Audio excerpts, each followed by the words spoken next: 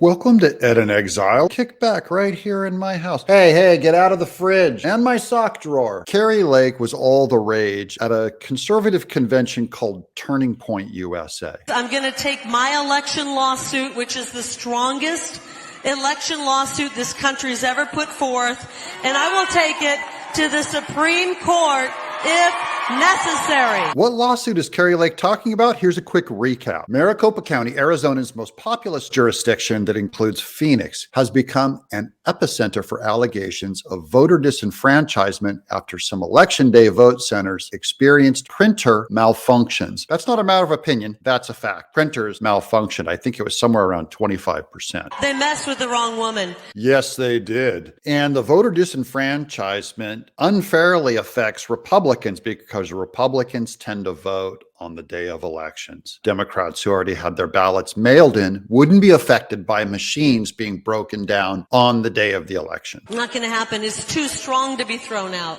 Our case is too strong. We find out today if Carrie Lake's lawsuit is thrown out. So for those of you watching this video in the future, it may be really old news. That's a warning. I'm trying not to speculate. I'm not a conspiracy theorist. I'm just trying to relay facts. And what I'm asking for you is, and can you help me out with this? Can you pray for our legal team? I do love that Carrie Lake appeals to prayer. They forget to teach that theory in law school. Maricopa County and Hobbs, in both her capacities as Secretary of State and as gubernatorial candidate, asked a state judge to dismiss Lake's election challenge. Oral arguments on the motion are set for Monday, and a 2-day trial is scheduled later this week if the case moves forward. We will keep you posted on any of that news. So if you're subscribed here, you won't miss anything. Subscribe and ring the bell. You'll get a notification every time we drop a video. And most importantly, you've got to pray for our judge, Judge Thompson. Yes, Lake is appealing to prayer, and specifically to pray for the judge.